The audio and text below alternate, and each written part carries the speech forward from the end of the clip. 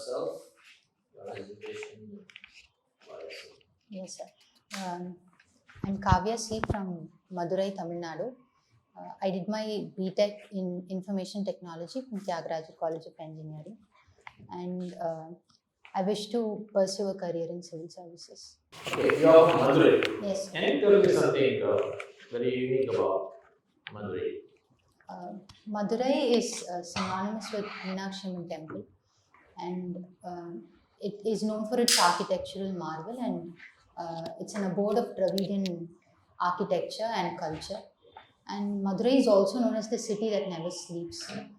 It's a bustling city for economic activities, trade, and Madurai is also known has been known to promote literature through sangams. Since the Sangam age, it has it has been a place where sangam or it has been a confederacy where poets met together and they promoted Tamil and Tamil literature. Is there a history?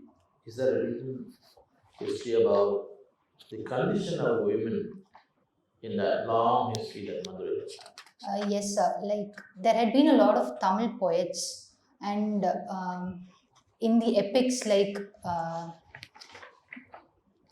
women like Kannagi have been portrayed to be the hero of the epic, which depicts the importance of women since the Sangam age, and the tradition of worshipping women and promoting women in every arena, in politics, in education, in gram sabhas, and even to be leaders of gram sabhas, shows that women played a very important role in public and private life. Oh, coming to that, what is your take on women empowerment? What does it mean, and what has the effort of the society as such at large, and also government in particular, has had on the issue of women empowerment in India?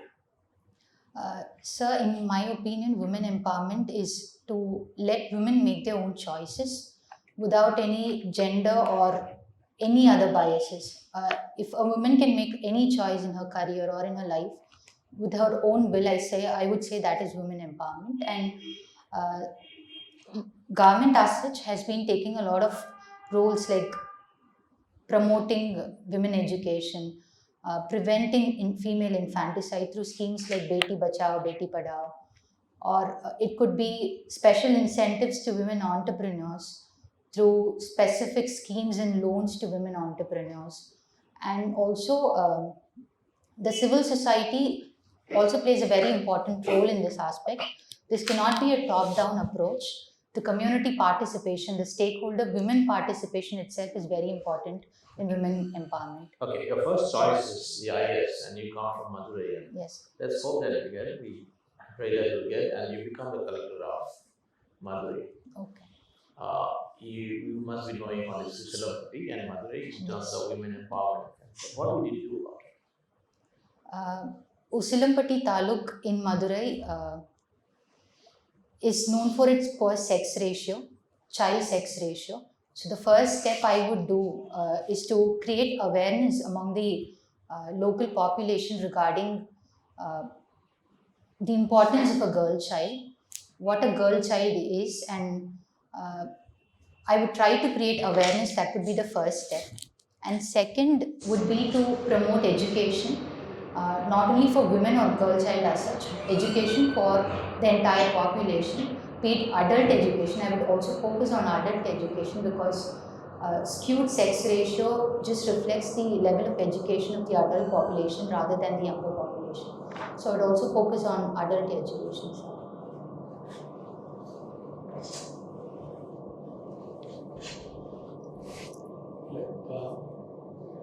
Being a sociologist, having studied sociology as an option, and coming from the profession of IT, what do you observe? How does these two fields will help in management of in an administration or in management of men? Okay. Sociology will give an in-depth understanding of any social problem as such. For instance, let's take the instance of women's safety in public transportation. So, sociology will understand the causes, consequences of that problem, and information technology or IT as such will find out solutions for the same problem. So, I would say that sociology and IT complement each other in this way. One finds the problems and its consequences, the other will find the solutions for it. Now, like we have what are the social factors which you feel will enhance bondage or fraternity or a communal feeling between two men? And by men I say including women. What are the main social factors which improves the bondage or which makes the bond of fraternity between two people? So, there could be a lot of reasons for fraternity. At the macro level, I would say nation stands first. Nation is the factor that creates a bonding between communities. We decided to be a nation despite our differences. So, I would say nation comes first to promote fraternity. Then, when we go on the micro levels, there are a lot of factors. Um, I would say culture, religion, and other social factors will promote fraternity, but these could also turn to be divisive, but I would say they are more promoting more of fraternity and bondage rather than being decisive. For instance, um, a, a Muslim marriage would be ritually more relevant to a Hindu Indian marriage than a Muslim marriage in the Middle East. So I would say that these factors are promoting fraternity between communities. No, but in your answer, you also said that this could turn divisive. Yes, sir. So if a factor can turn divisive, how could it be the other way around? Fraternity. Yes, sir. Religion, we have seen a lot of religious and communal clashes. Religion being a factor of divisiveness, in my opinion, can also be, if we harness it well, it could also be a reason for a bondage, sir. Um, the example I stated earlier, though Hindu and Islam are different religions, but the culture of an Indian Muslim is similar to a Hindu Indian rather than a Muslim in the Middle East or somewhere else. They also wear a deep red for their marriages. Most of our culture is the same. It's just the rituals and practices that we differ. We have to understand that so that we can tap it efficiently. What does social history means? Sorry, sir, I didn't get it. There are some publications like the sociological review or they are still in vogue. Can you repeat, Like sir? the sociological review of the British. Okay. The British sociological review. Okay. A magazine used to come in the olden days. Okay. Are they still in vogue? Can I just? Are they still in continuity? Okay. Sociological perception of India by the Britishers or the Europeans was through a lens of, in my opinion, was through a lens of racism. They came here for a providence mission. They felt that we are inferior to them, and that is the reason why I feel that Britishers stood out as foreigners. Despite we had a lot of invaders coming into our nation, they were able to blend and become part of our society, but Britishers stood apart just because of this reason. So I don't feel their journals or reviews holds relevance today. Now that you have said that Britishers are not felt as an Indian, Yes. there's a particular community called the Indo-European community or Yes. the Anglo-Indian community. Yes, sir. If they are not felt, then how you will have consanguinity between them? Like, Yes, sir. There has been marriages with the local women. But the majority of the population or the agenda of be it EIC or the British government in the colonial era was they came for trade, but in the veil of a providence mission. They were literally looting India, but they came in the veil of a providence mission. So there were exceptions. There were people who wanted to promote education on the ground actually. They wanted to promote vernacular education, but yet there were a few exceptions like this. The people marrying into the local community and blending with the Indian community. There were also exceptions like this. Do you think, from the economic point of view, that the present policy of Reserve Bank in containing inflation by following a tight money policy,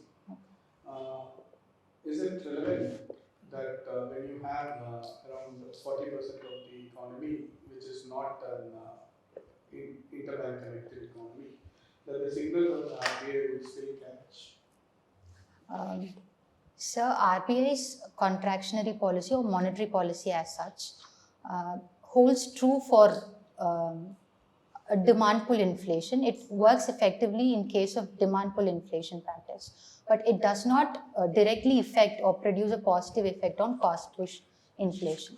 But on the longer run, it creates an expectation, inflation expectation, which definitely has an influence on the cost push side also. So I feel yes, sir, it does hold relevance.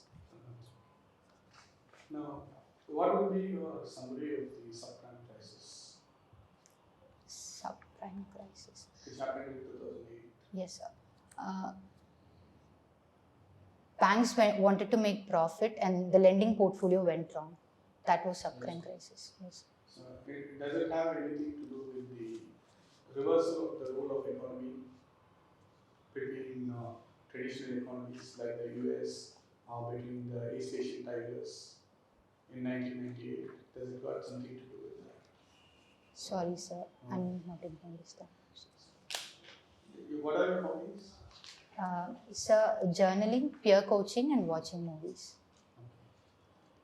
What is this peer coaching? Sir, this is a practice since school times. Actually, my school initiated this practice. They would make us a group, and we used to discuss not only on academics, also on extracurricular or communication skills as such.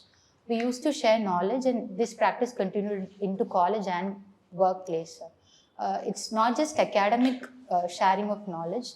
We have also helped each other. I mentioned the word peer coaching because I've also been on the receiver side. I've not only coached people, I've also been coached. So I mentioned the word peer coaching. Okay. Kavya, Yes, sir. this journaling here, I mean, is almost, you write in professional articles or somewhere it's more like diary writing, something like that? More of diary writing, a personal diary writing. Okay. You have not published any articles, nothing? No, I've not published. Even this Hindu editorial or open page, if not? Journaling, in my hobby as journaling, I used to write on occasions when I want to write down my opinions or my thoughts. It's more of a self-talk, sir. It's not about any issues or something. It's more of a self-talk for me. So I write on occasions where I feel confused or when I feel I'm a bit clumsy. It's more like a vent out? Yes, sir. Like it helps me to process things in a better manner. Okay. Right. Now here, somewhere you're talking about this child sex ratio in Madurai during the conversation. Talking about this child sex ratio, you have been following the pattern, right?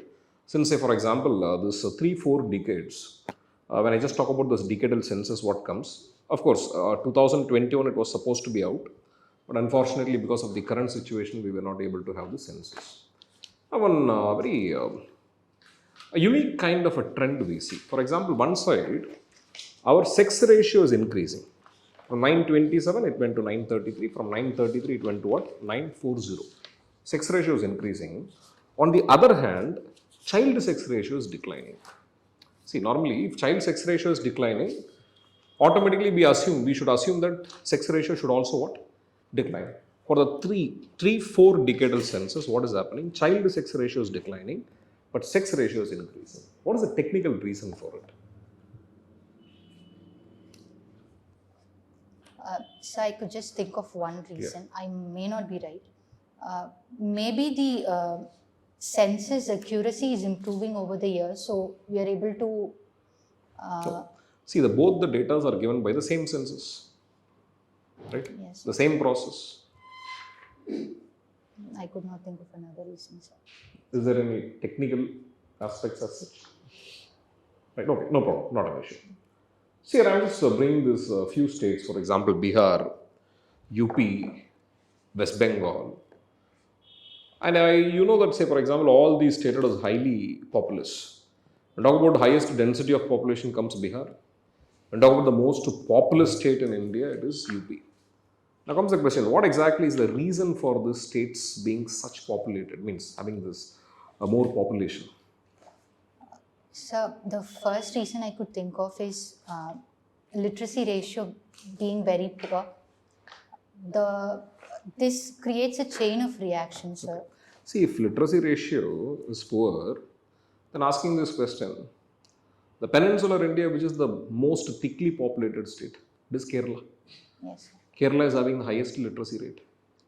But Kerala also has the least replacement ratio, sir, below 2 point. The average or the ideal replacement ratio is 2.1 and Kerala stands something around 1.7. So I feel education and mother's education plays a very important role in the number of children a family has. Is there no role played by geography? Geographical Yes, factors? sir. Geography also plays a very important factor. Being largely agrarian, these communities, they have a son meta preference. They want their lands to be passed on to their sons and they want it to be cultivated by their sons. So this could also be a reason. If geography, I could only think of this. Okay, fine. Right. See, nowadays, you would have heard about this UN clause, right? United Nations Convention on Law of the Sea. After this UN clause, say for example, the convention coming into practice, islands started playing a very important role, right? It means you find that more countries starts having the dispute even for a small piece of rock. Heard about this island called as Shinkaku Islands? Senka. Diaoyu, Yes. right? A small piece of rock in the middle of the ocean. Countries like China and Japan, say for example, they are fighting for the same. Small piece of island which may not have much of the relevance, but countries are not ready to leave it. Now the question is, the current scenario, what exactly is the geopolitical or the advantage of these islands in the international geopolitics? The country has more of islands. What exactly is that advantage this country has? First reason could be they can set up naval bases. The resources could be the second reason, sir. If they have an island, I guess the exclusive economic zone of that particular nation extends further deep into the sea. So that is another reason. Strategic reasons could be the other reasons. Okay, one last question. India has so many problems, right? Among all the problems, according to you, which is the single largest problem we experience or we face? There are n number of problems. According to you, okay, this is the single largest problem. Misinformation, I guess. Misinformation, which leads to making choices, not making informed choices. I feel that is one of the biggest problems. Can you elaborate on it? There is a lot of fake news, fake ideals being spread through WhatsApp and stuff. And people... You're talking about fake news, fake news, yes, okay. People are not able to differentiate between the legitimate news and this. So I feel this is a big problem because if we identify it, it is nothing. It could be dealt with at the personal level itself. But since on the user end or at the individual end, we're not able to, our population is not mature enough to differentiate between this. A lot of problems are arising, which is diverting the nation's needs and resources to something which is not worthy of, I feel so. Are you sure that, say, for example, India has a problem of internal security issue, Yes. poverty, Yes. corruption, Yes. literacy issues, unemployment. All these issues are really issues. I feel this is not an issue, but because of this, a lot of problems are arising due to which nations' resources, time, and this is being spent on. Okay. Comparing all these issues, you rate that this misinformation. Just because it is not an issue, but it's creating a habit. So I feel this is a big issue. Yeah, good. So can you just tell me something about women and religion, because in India religion plays a very huge role. Yes. How this religion plays a role, right, in the in the sphere of women. Sir, since I come from sociology background, I've read scholars saying that religion is a form of patriarchy on women, and religion is subjugating women, and it's giving a better position, a better say for men. We have a lot of temples which do not allow women to be priests. There are a lot of ceremonies which has to be solemnized only by men. So religion is a factor that is subjugating a woman to a man. But I would say this is the interpretation of man, and religion as such, the essence of any religion does not differentiate between a woman and man. So this is my opinion, sir. What is your say on women's equality, emancipation of women, empowerment of women, violence against women? So I feel for an inclusive society and inclusive growth, women's development and growth is very much essential.